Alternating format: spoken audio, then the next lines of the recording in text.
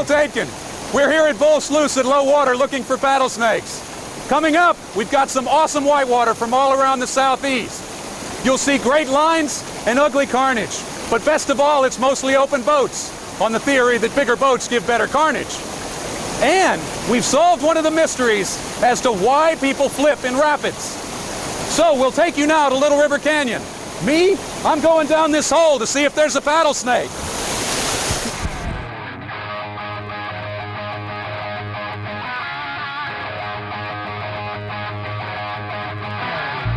Little River Canyon is Alabama's whitewater crown jewel. A truly beautiful place filled with challenging rapids ranging well into the realm of Class 5. The most demanding stretch is known as the Suicide Section. A trip down Little River should start with a look at the gauge on the Alabama 35 bridge right above the falls. The whitewater starts with a bang. Here's a good run on the falls. Open boats usually seek the dry line. This isn't it.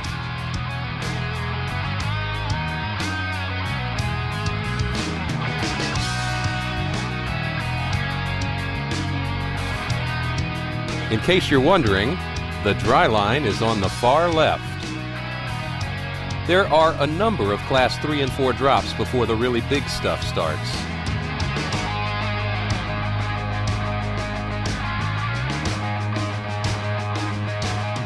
Terminal Eddy has an undercut rock with a pinch at the end that has threatened the life of at least one boater.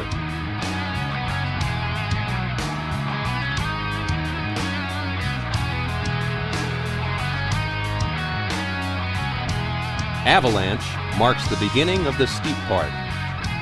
Many boaters portage this drop because of the pinning potential and proximity to the next rapids.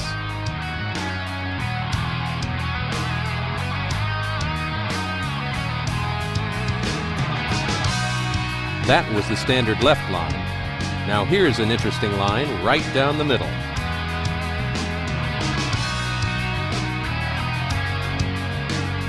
The rapids keep right on coming at you.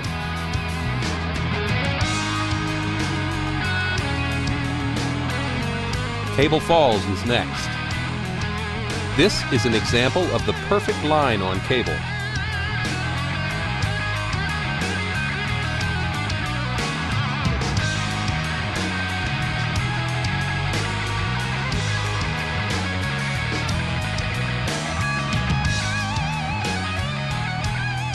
Here, our stunt boater demonstrates the difficulty and some of the hazards of this rapid.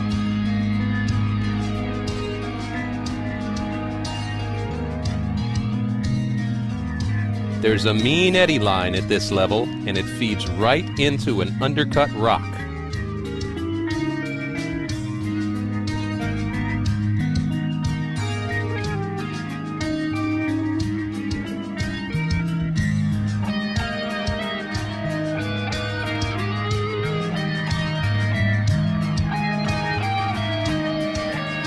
A couple of 100 yards downstream is Pinball, a solid Class 5. Once again, we'll start with an example of how to run it gracefully.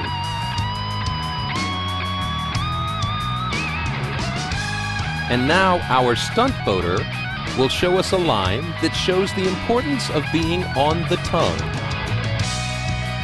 Not many people can squirt a 14-foot open canoe.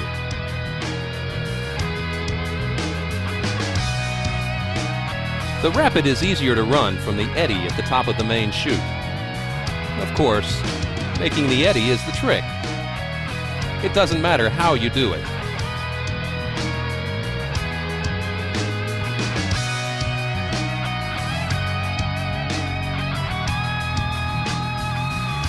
But it's important to catch the eddy and not let the drop catch you.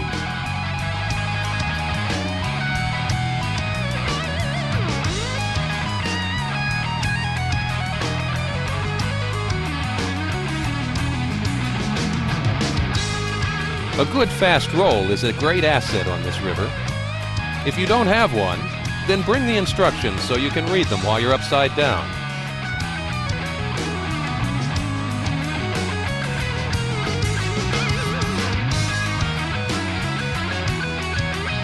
pushy water on big drops. That's the suicide section.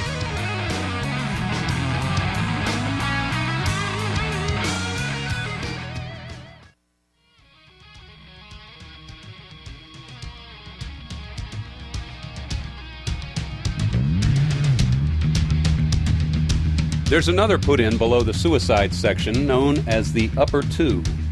It starts with flat water, but don't be lulled into complacency because the river is saving up for the 1-2 punch of Roadblock and Humpty Dumpty. When the river seems completely blocked by boulders, you're at Roadblock. This rapid has a serious keeper hole that has put a bad hurt on a few boaters. A swim here can easily lead to a swim into the next Class 5 rapid. Immediately downstream is Humpty Dumpty.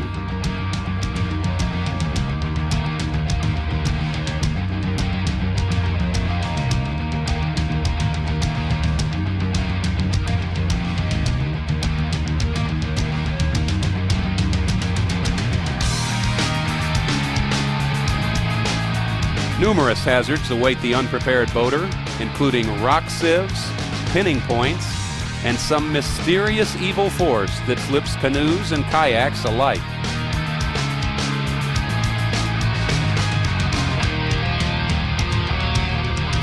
When I flipped here, something grabbed my paddle so hard, it took my arm with it.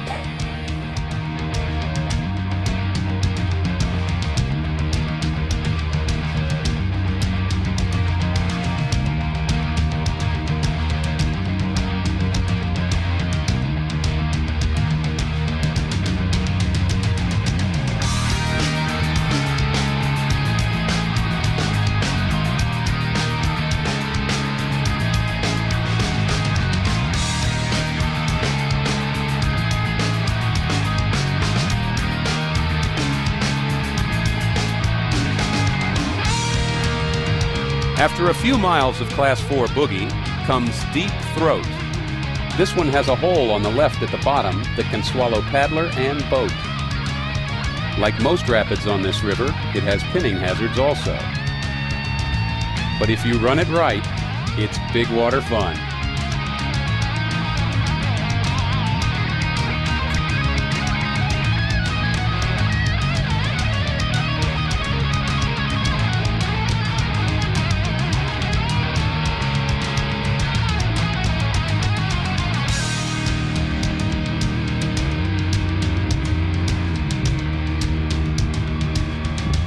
The last rapid of consequence on the river is Bottleneck. It's a big ledge with a huge trashy hole beside it.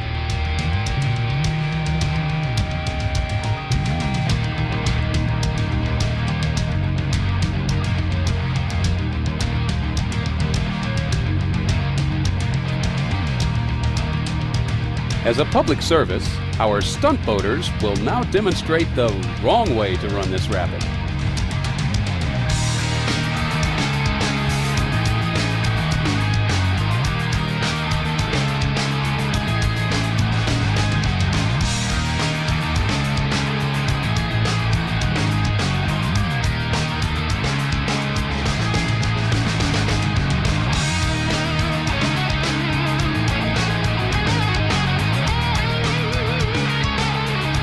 If you run the upper sections, you'll probably see Bottleneck at a foot or less. But if you run the lower creeks, you may get to see it at big water.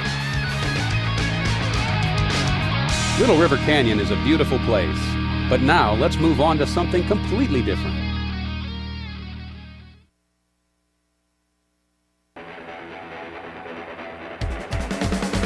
Little River Canyon has some fantastic creeks in it also. If the river is too high, like in the 1 to 2 foot range, then Johnnies Creek will probably run. Johnnies drops about 300 feet and is only 1 mile long. It's one constant rapid. The only pool on the creek is after this big slide.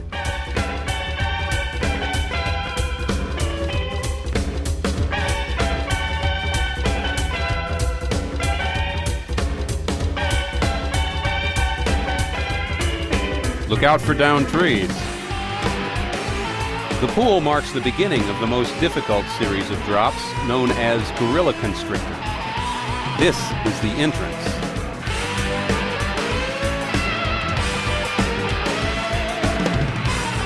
The rapids are non-stop challenge.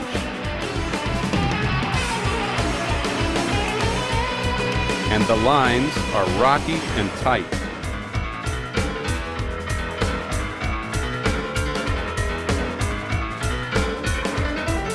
If Johnnies is too high, then maybe Bear is running. To avoid confusion with the hairy bear of Cloudland Canyon, this one is known as the teddy bear. There's no gauge on this run. If it looks too low or too high from the bridge, it is. But if it looks just right, it's a beautiful run.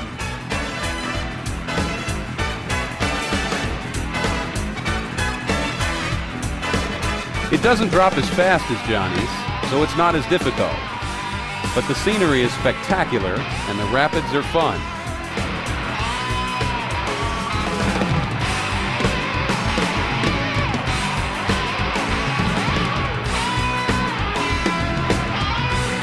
Oh, did I mention the undercut rocks?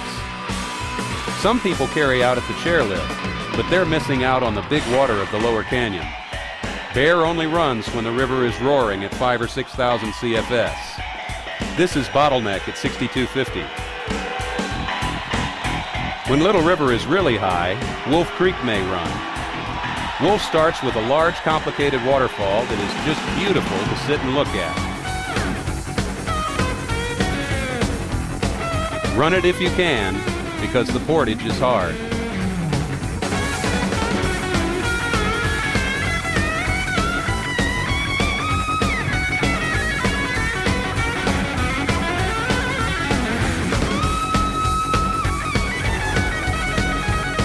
There are two Wolf Creeks that flow into Little River. This one is outside the canyon. It's all private land, so act accordingly.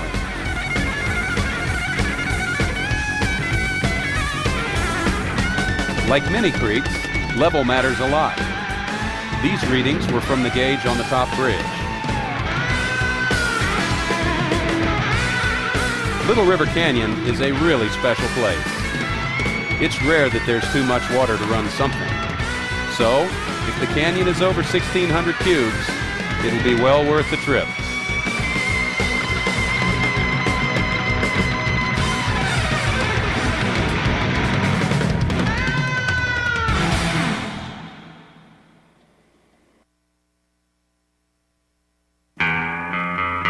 As we boated bigger and bigger whitewater, we began to notice strange and mysterious forces at work. Something was causing us to flip on our paddle sides. Some people said it was the Barney factor, but we knew it couldn't be our skills. No, not that. We pondered this over many beers until we realized that the cause of our problem was an evil creature, a being that lurked beneath the whitewater and lived to thrash us mercilessly. This was when we recognized the presence of the paddlesnake. A paddlesnake is a vicious beast that bites paddles, sometimes yanking them right out of a boater's hands. But we needed proof that it existed to save our reputations. So the search was on. We had to capture a paddlesnake. Humpty Dumpty Rapid on Little River Canyon is infested with them, but we didn't have a plan to catch one yet. Our team suffered badly. Sometimes the paddlesnake would bite paddles in two, leaving their victims floundering helplessly in heavy whitewater.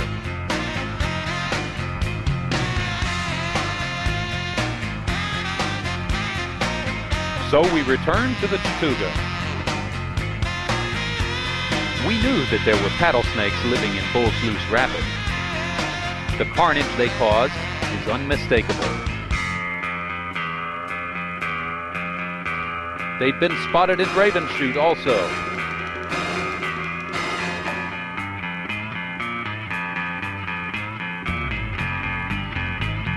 Next, we devised an ingenious trap to capture one of the beasts. We used a paddle that had been bitten many times before and was obviously attracted to the snakes.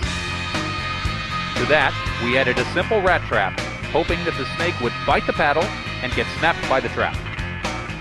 We tried our first catch at Bull Slough.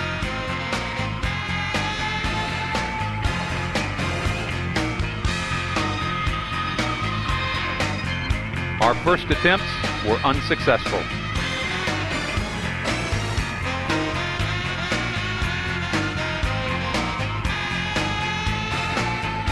The Paddlesnake proved to be a wily opponent. Next, we recruited a sucker, a volunteer, to act as human bait. He took the trap and paddled fearlessly into Raven Chute. Watch now to see the first capture of a paddlesnake ever filmed. I think he's got it. Does he have it? He's got it. He's got it. Oh my God! Somebody throw him a rope, for God's sakes!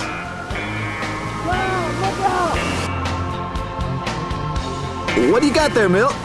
Well, remember that paddlesnake we caught? Yeah? I've done made me a paddlesnake-proof paddle. A trophy paddle. I put that paddlesnake skin on this paddle, and there's no way another paddlesnake's gonna bite this baby.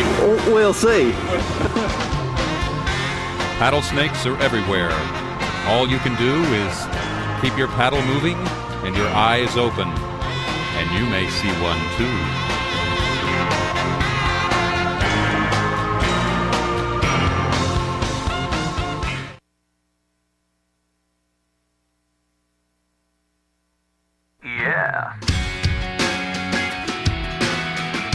Whitewater paddlers get to go to some beautiful places. One of these is North Chickamauga Creek.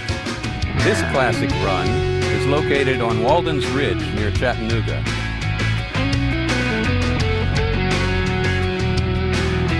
It's 5 miles of continuous Class 4 whitewater, interrupted only by a Class 5 waterfall. The river demands attention, but try to take the time to look around. There's lots of eddy hopping, ledge dropping, and hole surfing on this river.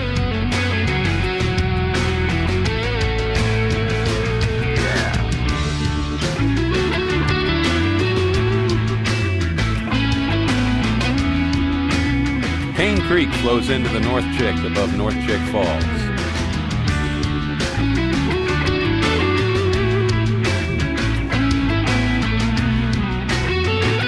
It comes off the mountain in big dramatic drops.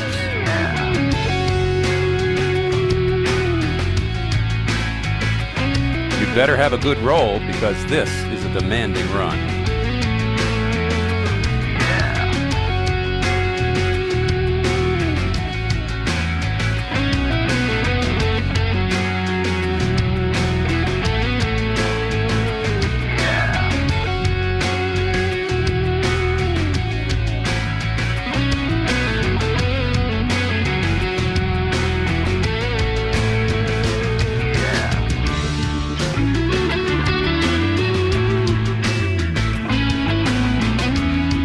A little to the east and on the easier side is the Tellico River.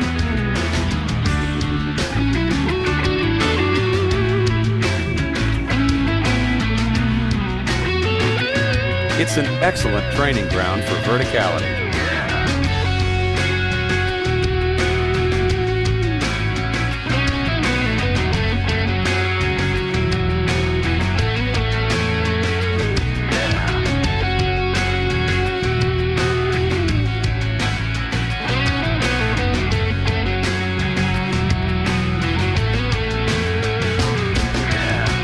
Speaking of verticality, some people can't get enough. They'll go to any lengths for another drop.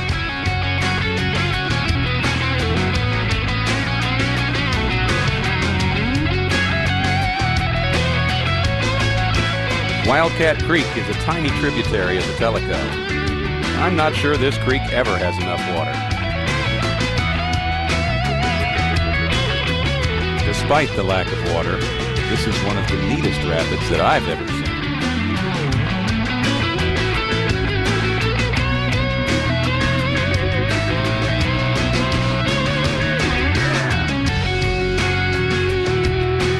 Trees are not your friends on a small creek.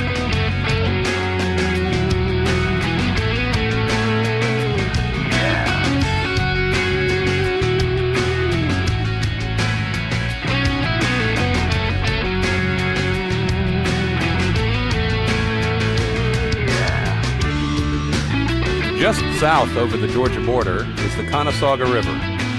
The hardest thing about this river may be the put-in. It's almost straight down a quarter mile.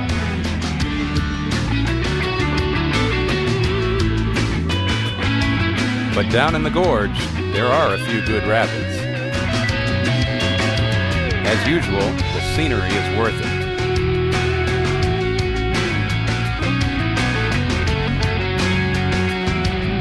But now, let's go a little farther east for something new.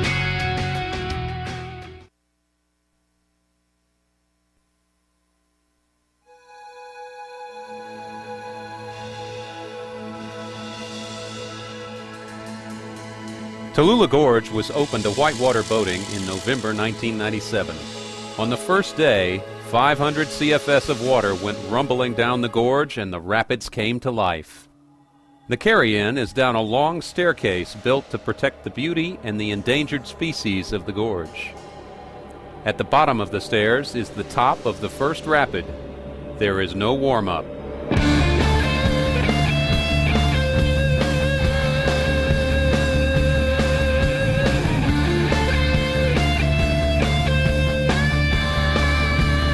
The second rapid is a straightforward booth.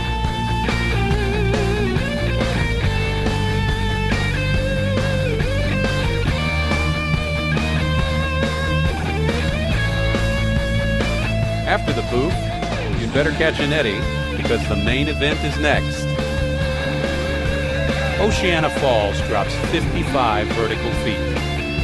But before we go down there, let's see what some of the boaters thought of the run. What'd you think of that run, man? It was rocking. It rocked, completely and totally rocked. Fast, fast, and fast. That was so fast, that thing is over in a heartbeat. It was great.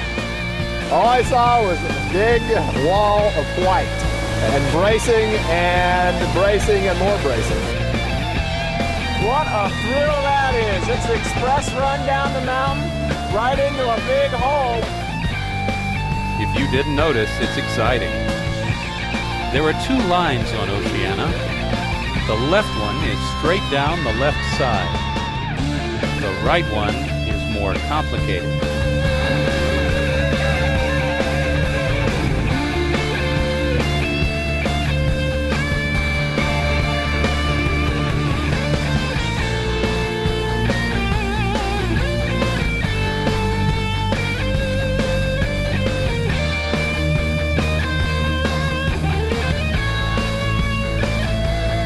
Either way, you must contend with a huge geyser called the Thing.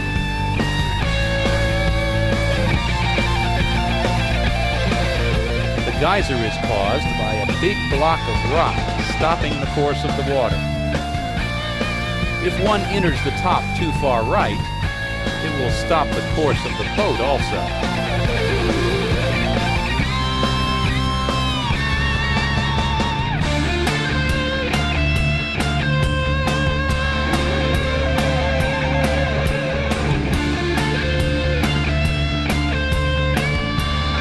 Of course, there are dangers on the right side, too. It was a hell of a run on Oceana, and I would have gone up and over the block if it wasn't for the Paddlesnake. The Paddlesnake? He lived. I thought you skinned him, but there must be more. He got my Warner. Ooh. Broke it right in two. Are those tooth marks? I'm lucky to be here.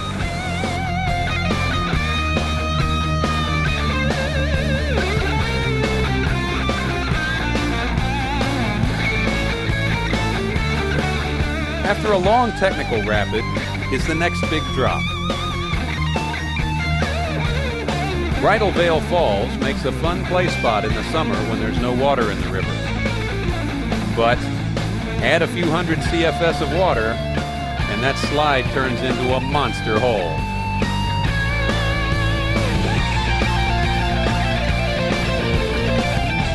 Running the fall seems straightforward. You can take the cheat, or go for the meat.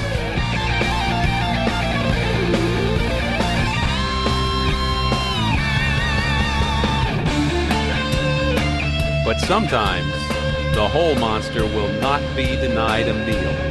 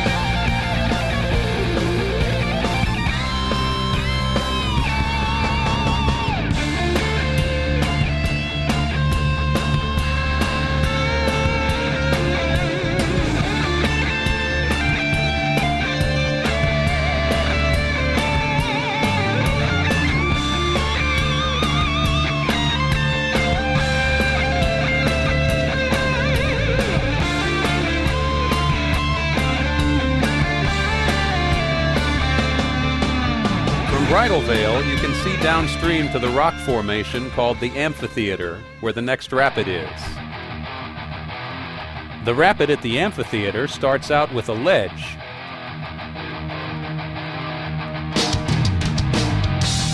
There are a number of ways to run this. Here's what not to do.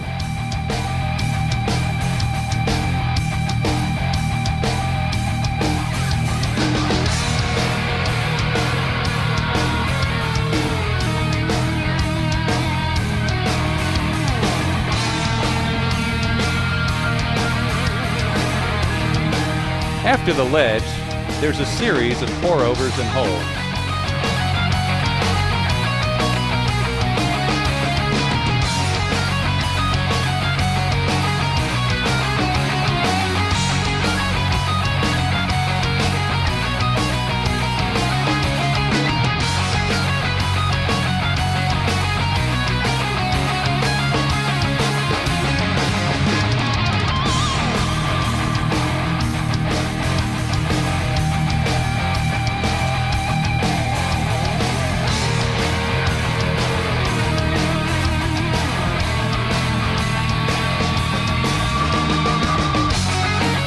The rapids that follow are close together.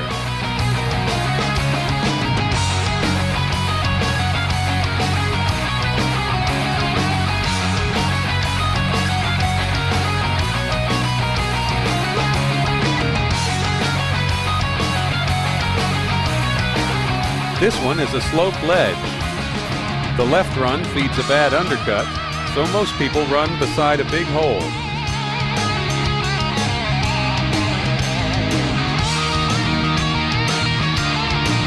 Next is a gnarly, rocky piece of whitewater that just wants to blow your boat off course and flip you. This one has caused a lot of trouble.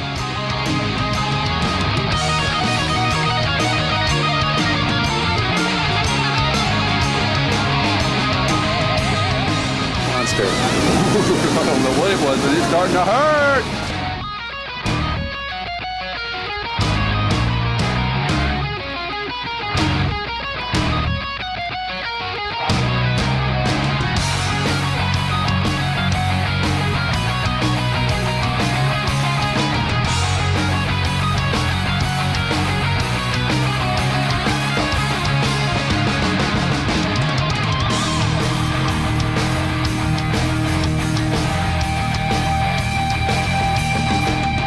Then comes a long, shallow slide that has a hole about 2/3 of the way down.